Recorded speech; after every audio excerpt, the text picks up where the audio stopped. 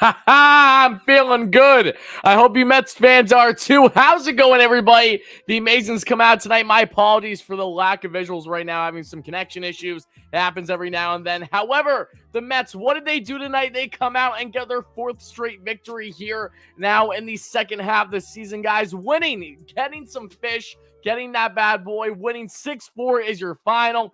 WardyNYM, how you doing? With a huge 8th inning, 2-run absolute piss missile to give the Mets the late lead. I'm so pumped up. I know you guys are too. There's a lot of trade rumors swirling. We got a lot to discuss. A boatload of Mets updates on the left side of the graphic here on the screen. But before I do anything, guys, let's spam those W's in the chat for you, boy. Let's get some hype in the chat for the Amazings. I don't care that to get some Miami Marlins with quite literally an abysmal offense with a lot of guys out with injury, including the Mets killers and the John Birdies of the world and the Coopers. Doesn't matter. The Mets got the dub. There were some negatives today as there were some positives. I got a lot of love to share with my big boy and Bogey Bubba, as we love to call him, Daniel Vogelback, WardyNYM. Starling Marte is playing at truly a phenomenal level consistently for the Mets, especially here in the second half of the season to kick things off here.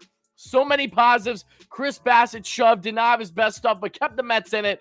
But guys, the Mets came out tonight, and they literally jumped on Sandy Alcantara. They made Sandy to go no more than 5 innings. We take that to the bank. Spam those W's. Again, my apologies if the visuals are a little up and down in today's show, folks. I was running my computer for a while, so I'm imagining that's in part as to why. Doing a lot of prep work as, again, we're getting ready for the trade deadline. Feels like a trade's going to happen the next 24 hours at minimum for the Mets. I'll honestly be baffled if it doesn't. So, again, a trade talk later in the show here. But, guys, big win. Get those W's. Spam that like and subscribe button. Greatly appreciate it, folks. We're getting closer to 17K subs on the channel, everybody. And, of course, help us get to 100 likes for the first short-term goal. We're trying to get it 200 to 300 by the end of the live show. Thank you guys so much in advance. I did see a donation. Shout out to Walter Alvarado. Thank you so much for the $10 dono. Let's get some W's in the chat for you, boy, as well. Really appreciate that, my man. I'm so pumped up. This was a good win. The Mets struggled with runners in scoring position. There's no denying that. However, they did get the big hits when it mattered most in the end. Thank you, WardyNYM. Extend Nemo. I think that's something that I've said since the beginning of the season. It still holds true today for a guy that's been struggling in the month of July. Has not been looking great. However, WardyNYM, again, very happy to see him get that absolute piss missile. A lot of positives, some negatives too, but we got a laundry list of topics to deep dive, everybody. So that's what we're going to start to discuss. If you guys aren't aware, what we do here on WardyNYM for post-game coverage is I share my initial reactions and everything that you need to know about the latest Mets win and overall game. We cover losses too, because again, regardless of win or lose, we're going to make sure that we do our best to cover everything here on the channel. Then I'll be getting into all your comments, questions, and concerns, donations, or just normal comments. We may take some live callers tonight. I'll feel out the situation, see how pumped up you guys are or not. And again, we'll wrap things up from there. But again, thank you guys so much for chiming in, my 400 live viewers. But let's deep dive this game, everybody. You know what? Actually, let me put up a poll in the chat real quick, guys. Then we'll go forward. I want to know, who is your number one star of tonight's game? For people in the live show and for people on replay, let me know your thoughts in the comments below as well. I'll probably cut things off for people on replay after we're live here. But let's get into it. Give me 1 second, guys. I do want to put a poll up. We're almost at 100 likes already. You guys are absolute beauties. Thank you guys so much for that. McBlam, thank you so much for the $5 donation. When the announcers started calling Nemo bomb, all I could think of was Nemo with a drive, deep right field, no doubt about it. Absolutely. Love the dono, love the comment, love you, my man. Thank you so much for that one. Hype in the chat to you. All right, guys, let's get a poll up in here in the show. Who is your number one star?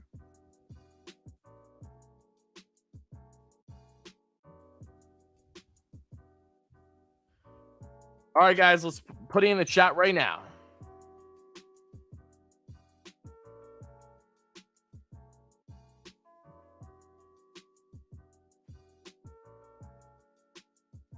All right, guys, we got the poll in the chat. Make sure to answer it the best you can. I'm really curious to see what your guys' opinions will be on who your number one star of the night was. But for me, guys, it's hard, but I'm gonna go with Starling Marte. Before we get there, however, let's deep dive this Mets game because it was a whirlwind. This was an action-packed one. Really an entertaining game, honestly. You know, normally when the Mets play in Miami, especially in August, it gives me PTSD of last year. I'm not liking the look of it. We know that story. However, the Mets have proven time and time again that this is a different ball club. Not after just sweeping the Yanks. I discussed in my podcast earlier today, Bleav in Queens Pod, episode 9. Check it out on the YouTube channel and wherever you get your podcasts, because my next episode will be with my not just Joe Sorello, my co-host, but my other co-host, that being Anthony Recker. In case you guys don't know, Anthony Recker, former MLB player, former New York Met, was busy covering things for Apple TV as an analyst tonight, was busy with hours on end with MLB Network yesterday. That's why he wasn't able to record with us, because it was a late night for him. I understood it. He'll be back for a next episode after the Marlins series, so stay tuned for that one. But getting into this game, folks, this was a whirlwind, as I mentioned.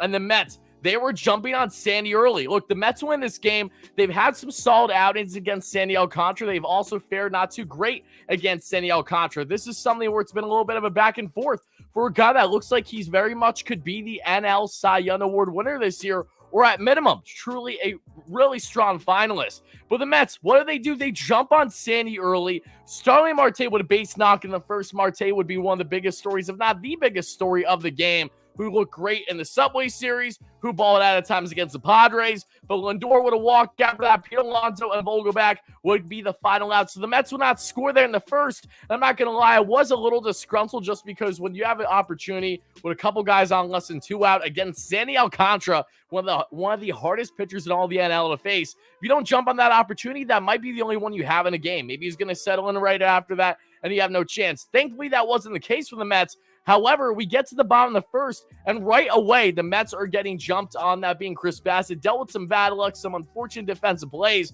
but before you know it, Bassett had bases juice, 2 outs, just needed that final out. But Miguel Rojas, who has killed the Mets time and time again, he once more did exactly that. Bassett did not have a good approach at the plate there with Miggy. Miggy was able to get himself a nice opposite field, bases clearing 3 RBI double to give Miami the early 3-0 lead. And it felt like it sucked all the air out of us Mets fans, even though I was saying, I'm concerned that Sandy's going to get locked in again and groove in this game. However, maybe he's not. Maybe he is actually going to be a little phased throughout this one. And that held true. Sandy was pressing every single inning, it felt like, for the most part, right? Other than maybe his final inning that he pitched. However, you see there in the second, folks, Mark Canha gets himself a nice opposite field double. Luis Guillorme grounded in, pardon me, I can't speak right now. Grounded out. That got, of course, Canha to third base then with only 1 out. Nito walked as well. Nito had a strong at bat. Brandon Nimmo comes up clutch with a nice RBI double there that we'd see. Marte with a 2 RBI triple after that one, and a Francisco Lindor walk, folks. So the Mets continue to tack on, got 50 pitches in through 2 innings on Sandy Alcantara, and we're able to come right back and tie this ball game, everybody. And I do see, actually, if I'm not mistaken, by the graphic, shame on me, guys, Brandon Nimmo has 3 RBIs tonight, not 2. I do apologize for that one. You can make a rightful argument that he should be the number 1 star. I think they're 1A, 1B, Marte and Nimmo. I think I put the number 2 by accident because I was looking at the runs and not the RBIs. If you guys don't know, every single show I do, there's at minimum 1 error that I have on the graphic regarding the numbers. Today was Brandon Nimmo when he had 3 RBIs, not 2. So I do apologize for that one. Sincerely. No less, Brandon Nimmo, Marte, who already had a single in the first, comes back already in the second and shows that, yes, he's kind of Sandy Alcantara's daddy. Let's be honest here. The same way that Max Scherzer made Aaron Judge his son is the same way that we're seeing Starling Marte, who ended the game a double away from the cycle, baby. We advance forward, guys, to the bottom of the second. However, the Mets will not be able to keep the game tied for long because Williams, the young rookie for the Marlins, gets a walk. Stallings, we all know that story with Stallings with Pittsburgh last year. Gonna forget that one. Gets himself a base knock. A double play, scores a run, unfortunately. So it's a 4-3 lead for Miami in the bottom of the second, and Aguilar grounds out. However, that too would not last too long for Miami with the lead, at least for a little bit here, because we get to the third, and one of my biggest stories tonight, guys, and I want to know if you agree or disagree. Daniel Vogelback, the amount of you schmucks that has said that it was the most lopsided trade in Mets history when the Mets acquired him for Colin Holderman. I love Holderman. I wish him the best, but I always liked Vogelback and knew that this would be a good acquisition for us. He kills righties, and what did he do? He absolutely murdered Sandy Alcantara tonight, folks. Not just 1, but 2, right around 110-mile-per-hour exit velo doubles, ripping that bad boy. Had a walk 2. Vogie, how you doing? This guy's over 600 on-base percentage to start his Mets career. He's been on base 8 of 13 times so far when at the plate for the Mets. He doesn't just have that massive power when he can actually bear the ball, but he has a strong eye at the plate for, again, someone that's around 6 foot, upwards of 300 pounds. So, Vogie, love it. How you doing, baby? That was awesome to see him get a nice double there. His first 2 on the night. Jeff McNeil would ground out and it moves the runner. Canna would have come back or Yorme would have strike out. So the Mets would leave another runner stranded. That would be the story of their game offensively in a lot of ways. Other than the big hits that we saw, they had a lot of opportunities against Sandy. They didn't execute nearly as much as they probably should have. And again, guys, once more, I do apologize if the visuals are lacking the show right now. I don't know why, but for whatever reason, my Wi-Fi connection is just down. Hopefully that isn't the case tomorrow. Like I said, I think it's probably just because I've been running this thing so hot all day long, so bear with me. Continue smashing that like and subscribe, and let me know your thoughts below. Hitting that poll as well. Let me know who was your biggest takeaway from tonight's game. Which guy balled out the most for you? Again, I probably would have put Nimmo. It's 1A, 1B between him and Marte, with Vogie just on the outside looking in. But we get to the bottom of third. Bassett gets in a jam. He walks 2 batters for the Miami Marlins, but thankfully you would see Bassett start to get out of these jams, and he did just that, not surrendering a run. Bassett gets out of that one unscathed, gives up, gets himself a nice ground out there, and that'll do her for the inning. Escapes the jam. In the 4th inning, folks, again, the story of the game that many of you guys felt, Starling Marte comes out and gets himself a beautiful Oppo solo bomb. Gives the Mets the lead at that point, 4-3. You'll love to see that, folks. We're at that point. Was it 4-3? Let me do the math real quick. Yes, pardon me. It was 4-4 at that juncture because Miami already had 4 runs scored. I was getting my numbers off by a minute. Again, when I'm riding hot right after watching the Mets game, I'm going to get the numbers a little confused. I do apologize once more. Again, I'm not perfect, but it's a Mets fan ranting to you fellow Mets fans as we react to this one, everybody. But we saw Marte get that base knock to tie the game in the 4th. Marte, how you doing? Unfortunately, didn't get the cycle, but he got really close. And I really appreciate that from Starling, who's been absolutely raking. Marte now on this season, folks, a 305 average, at 835 OPS, baby. This is a Marte that we were asking for, hoping for when the Mets acquired him in the offseason. And the first half of the year, Marte was electric, dealt with some ailments here and there, and had some inconsistencies, was striking out a little bit. There was a point in the season where he was really going in a little bit of a slump. Bounced out of it now, and just like that, Marte is being a 300 hitter for the Mets, and hopefully that continues for us. We get to the 5th inning, however. Daniel Vogelbach, as we discussed, he is back at it, folks, with another double. This one, I believe, was 109 to 110 mile per hour exit velo without a problem. Vogie hustles down first like a bad boy.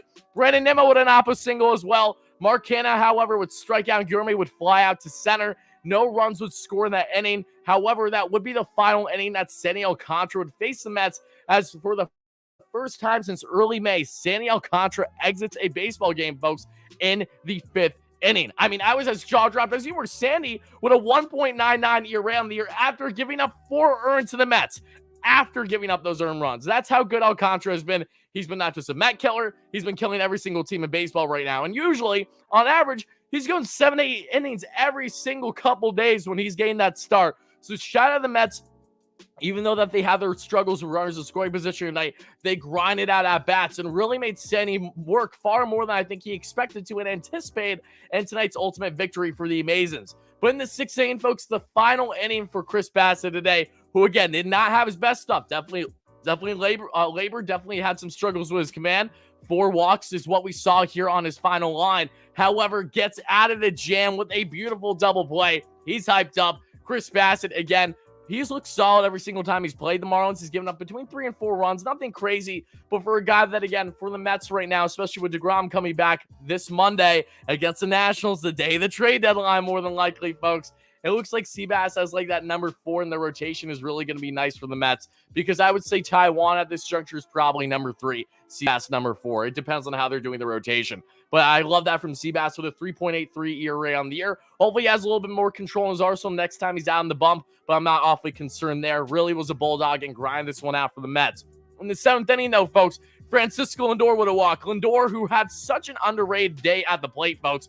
Lindor was on base 4 times. With a nice double, along with 3 walks. Not 1, not 2, but 3. On base 4 times. We take that to the bank for the $341 million man, who didn't just step up and had some nice big hits, some nice big plays in the Subway Series, but especially against interdivision guys, especially against the Miami Marlins, he's been killing the Marlins all year long, so I'm not surprised I had a great day at the plate. He entered this game, folks. In case you're not aware, Francisco Lindor entered tonight's game. We're right around a 318 average, and I'm pretty sure right around just under 900 OPS against Sandy Alcantara in his career with 1 home run. He owned Sandy earlier this year, and he had a strong day at the plate against him again. In the 8th inning, though, in the 7th, after Lindor gets that walk, Alonso grounds out to a fielder's choice. Vogelback with great eye at the plate against the reliever at this juncture for Miami. That being Anthony Bass. Gets a nice walk. Canna, however, would ground out. Mark Canna had a rough day at the plate. Did have a nice double at least. That was awesome. When it wasn't a runners of scoring position situation, it felt like every single time that the Mets had a couple guys on, Mark Canna was coming up and unfortunately could not get the RBIs for them. But as we advance forward, everybody, Eddie, in the 8th inning, he gets himself a big infield single, riding that thing, really hustling down for the first baseline that this Mets team has been notorious for doing all year long. You get Eddie on in the 8th, and then Brandon Nimmo, baby. Big Dick, Big Daddy Brandon. I don't care how many sexual things we gotta say. We're gonna do it. We always gotta say it when we're getting pumped up. He hits a no doubt, 2-run piss missile to right field. So jammed up, so pumped up. His 10th bomb of the year for Brandon Nimmo. Awesome. Mets get the lead. Mets now, if I'm not mistaken, are 53-5 on the season, folks, when they score 4 or more runs, and now have won 20 consecutive games this year in a row, one scoring, again, 4 or more runs. So if the Mets are scoring 4+, the chances of you winning to beating the opposing team is awfully slim. The Mets have an over 90% high percentage record when, again, scoring 4+ runs this season. So, again, Mets, get that offense going. I'm loving the chances of them winning ball games. It's actually insane. 52-53 wins with only 5 losses. We take that to the bank, folks. And then Edwin Diaz, after we saw Adam Ottavino with a nasty, truly nasty, scoreless 7th. I mean, 2.29 ERA right now, 2 strikeouts. The final strikeout was a nasty wipeout slider. Made him look silly with the Frisbee. Trevor Williams, the first time he pitched in literally a week because he hasn't been utilized lately, has a scoreless inning with 1 strikeout in the 8th. And Edwin Diaz was 1 pitch away from an immaculate inning, but Joey Wendell just had a foul tip on an 0-2 count with 2 outs. Diaz was laughing about it. He understood the assignment. He understood the situation. No less, right after he foul tipped that, he strikes him out. He strikes out the side. Edwin Diaz has struck out 30 of the past 39 batters he's faced this season. That's just absolutely stupid. Like, are you kidding me? How do you do that? How do you strike out the amount of guys that you're doing right now, Edwin, with a 1.51 ERA? I'm almost certain Edwin only has 3 blown saves so far this year. I mean, quite literally, this was the equivalent of like Jacob deGrom when he's facing, this single-A St. Louis Cardinals in rehab. These kids didn't stand a chance. But that wasn't just the case for kids. That was the case for literally solid, average, every MLB-type players that you saw there in the night. Joey Wendell, even though he hasn't had a great year, has grinded out at bats. He just looks absolutely stupid. The entire Marlins lab, 1, 2, 3 Ks. How you doing? You're out of here. Edwin Diaz shuts it down with the save, and that is how the Mets end up winning this one, folks. 6-4 is your final over the Miami Marlins. Thank you so much, Luis, for the donation. Diaz is like last year's DeGrom, dominant 1,000%. Oh my goodness, breaking news. It's not regarding the Mets, but holy shit, it's breaking news. Breaking news. Luis Castillo is a Seattle Mariner. Let's go. I actually love that. No Yanks. You ain't getting him. Maybe you'll get Montas. Castillo is a Seattle Mariner. Breaking news here in the live chat. In the live show, Jeff Passan with a passing bomb tonight. I expect the deals to start tonight, folks. It just dropped. Wow, that is actually insane. Yankees, what happened? What happened? Are they going to settle with Noah Syndergaard? Because I saw they showed interest in him. Go get Noah. Who gives a rat's ass? This is actually hilarious. And I love this. I really do love this. Look, I liked when they acquired Jesse Winker and Eugenio Suarez in the offseason. I thought that was a really nice move for Seattle then. So they already have that relationship with the Cincinnati Reds. I don't know what they gave up. It's clearly a lot, but Seattle, they have the prospect pool.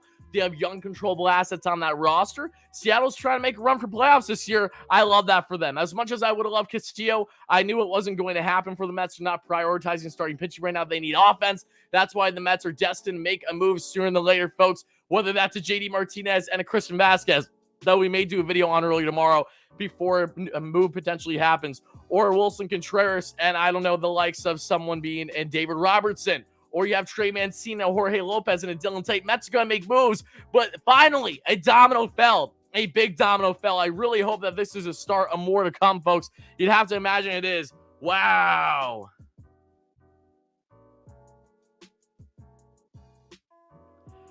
Evan, thank you so much for the $6 donation. Do I think Diaz would get serious Cy Young consideration? No, I do not, Evan. I appreciate the donation a lot. Thank you so much for that. But even with him having a phenomenal year as a reliever, as a save artist, I don't expect Diaz to get heavy consideration for Cy Young. I really don't. I don't know how many innings is going to end the year with too. But yeah, no, that's not going to happen. Wow, though. I don't want Soto on the Padres either. However, I prefer Soto on the Padres than I prefer Soto on the Dodgers, right? So if I'm picking and choosing, I prefer him on the Padres. I think the Mets can still really have a nice matchup if they do match up at any point with them. Let's see. I'm trying to find out what is the return package for Luis Castillo. I'm not finding it right now, guys. My apologies for people on replay. You're like, we know about this trade already. I get it. But it literally just broke, guys. So wow, crazy move. In case you're just chiming in, we're breaking down the Mets win tonight, but we got to talk about it. This is again a trade that can be the start of the dominoes to fall. We expected moves to happen right now. He's done. JD Martinez is not done, Edwin. With all due respect, please stop it. My goodness gracious. Imagine ragging on a man that's hitting 300 this year, has over 1,000 OPS and 360 against lefties on average. Yeah, he's done. He's washed. No. There's no denying that JD Martinez would be a revelation for this Mets team in offense, given upgrading, going from Dom Smith, JD Davis to JD effing Martinez. Yeah, I'm going to go on a limb and say that's kind of an upgrade. Pardon me if I'm wrong. I know that the past month, Martinez hasn't played great, but a change of scenery will surely help him. I expect that to be the case should the Mets land him. I think the Mets want the Cubs deal more than anything. It seems like right now that a fallback option would be something of JD Martinez, Christian Vasquez level, which I do plan on discussing on the channel tomorrow on either a show or a live stream. So stay tuned for that, assuming a deal doesn't happen. Let's see. Thank you so much for the donation. Passing bomb, says Anthony. Yeah, that was a bomb. I love it. The bomb dropped right after we finished up talking about really recapping the Mets win tonight. So yeah, once more for people in the back, if you're just chiming in, everybody. Okay, one more for the people in back in case you're just chiming in. Luis Castillo is in fact a Seattle Mariner. Okay, that's kind of nuts. Last 2 months, I don't care. I don't care, Edwin. I do not care. I still want JD Martinez far more than I want a lot of other players out there. And I assure you that he would be an upgrade for the Mets. No denying that. So I guess we'll wait and see, Edwin. We'll wait and see. There's far more than just average when evaluating a player, I assure you. I think people have started to learn their lesson with someone like, Daniel Vogelbach. Alderson wants Juan Lagares for a big bat. Well, thankfully, Alderson doesn't pull the strings, so it doesn't matter what Sandy wants. He doesn't have much say here. It goes with Billy. And more than anything, it goes with the likes of Steve and what he wants, then from the top down.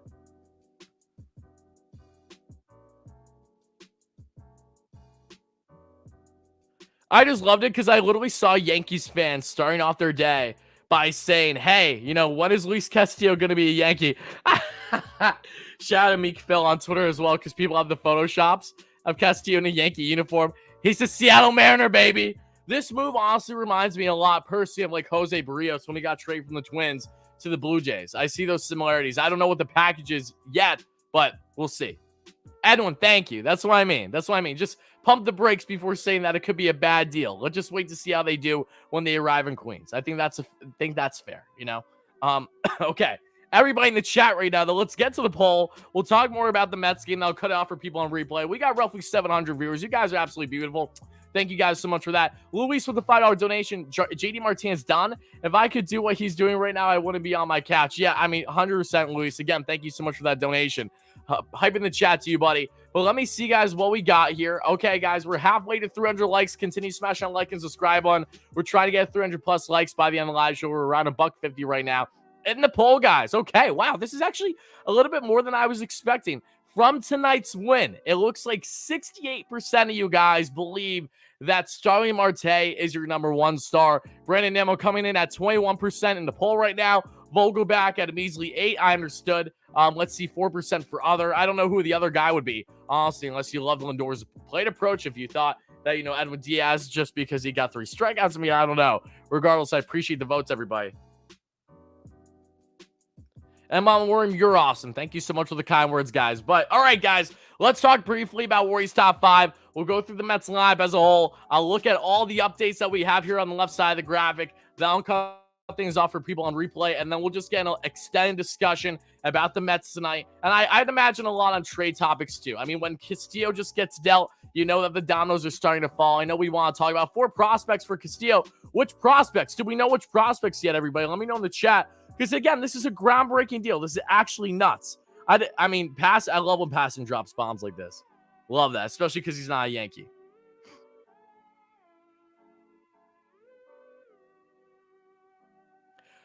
Robert, thank you so much for the $5 donation. Appreciate that as well. All right, Kelenic. Kelenic could be dealt. That definitely.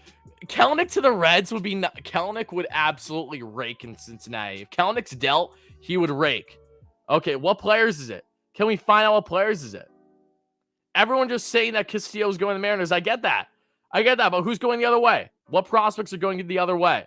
Oh, my goodness gracious. You're a Braves fan? That's okay. I respect all fans in here. Look, as long as everyone's respectful, having a good time, I might despise the Braves, but I love the rivalry. You know, we get a lot of nice Braves fans that come in the chat. We get a lot of nice Yankees fans that come in the chat, too. We get a lot of different things, so we'll see.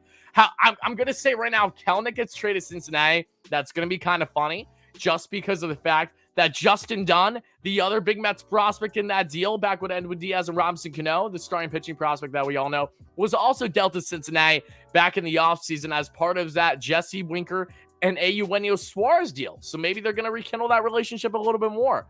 Okay, it says Edwin Arroyo, Andrew Moore, right-hand pitcher, and Levi Stout. Is that confirmed? Okay, let me see that. Where do they rank in the farm? I don't know where they rank currently in the farm for the Mariners. Okay, and including Noelvi Marte. Ooh, okay. All right. Hold on, guys. Let me know. Let me know if you guys know the rankings of these prospects. Please let me know. But before I do that, before we get into this trade for Castillo, the breaking news more, Starling Marte's my number one star. When you go 3 for 5 and you're literally just one double away from the cycle, it's hard to not pick you. Marte, what he did not just tonight, but what he's been doing, especially for the past couple weeks to a month. I'm loving that from him. Shout out to Starling, not just a great defense, phenomenal bat to ball skills right now. Had the walk-off against the Yanks. I was in attendance for that. Was absolutely electric. Marte's my number one star with the 3 RBIs, the triple, the home run, and the run scored. Brandon Nimmo, who did have 3 RBIs. I'm an idiot and have the graphic wrong. A home run, a double, 2 RBIs, 2 runs scored, 3 RBIs, I should say, 2 for 5 for Brandon Nimmo. Daniel Vogelback, Vogie, Bubba. I need to get a Bubba shirt needs to be made for Daniel Vogelback, guys. It has to happen. I got to call him Bubba. He is a Bubba. 2 for 4 with the 2 doubles and a walk. He's now 8 for 13 so far as a New York Met with getting on base. A right around 615 to 620% clip. We take that to the bank, baby. Chris Bassett's my number 4 star. I know Bassett didn't have the prettiest outing, but Bassett, again, was able to grind things out. Even giving up those 4 walks, just kept the Mets in it. Dueled with Sandy Alcantara, and he beat Sandy tonight, folks. Let's face it. He had a better outing than Sandy. Sandy gave up 4. Yes, Bassett gave up 4, but Bassett was able to go 1 extra inning. That definitely helped the Mets' chances of winning this one. They get that big double play there in that jam in the 6th. You love to see that. And Francisco Lindor, probably one of the most underrated players for the Mets tonight. Once more, 1 for 2 with the double and the 3 walks. We take that to the bank.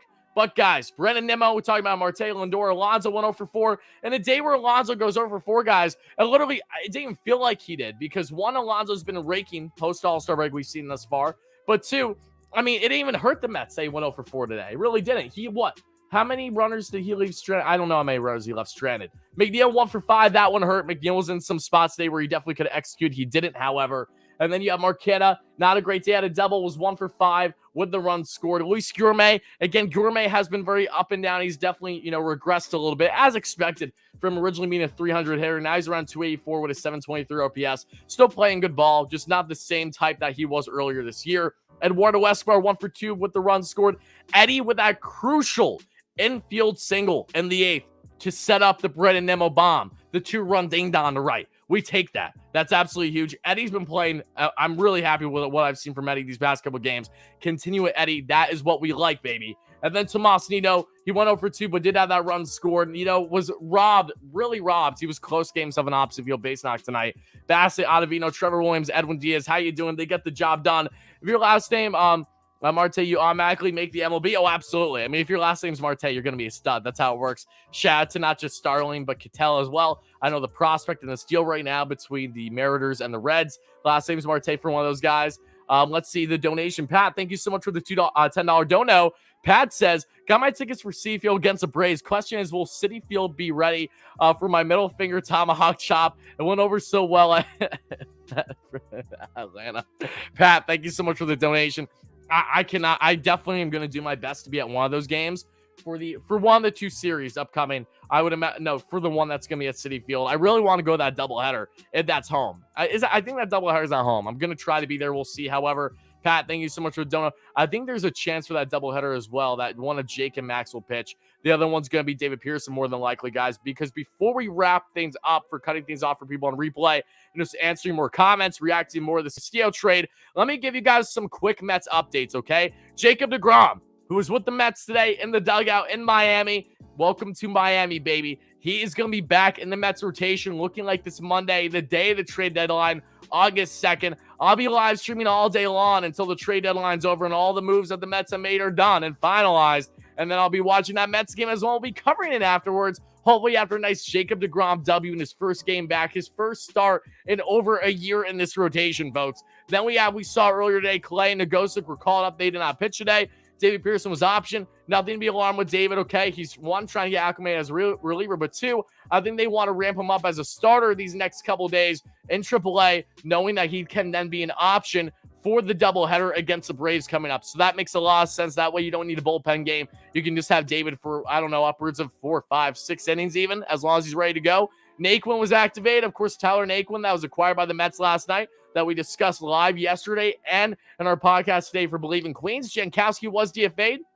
The harsh reality. I love Janky. I wish him the best. I hope that he clears and stays in the organization in Syracuse, because I really do love Jankowski, the Stony Brook legend himself. But regardless, if he does get picked up, I wish him the absolute best. Speedster, phenomenal defender, just seemed like a phenomenal guy, phenomenal clubhouse guy. Love Travis Jankowski. It does suck to see him have to be part like this. Fingers crossed that he does, in fact, clear.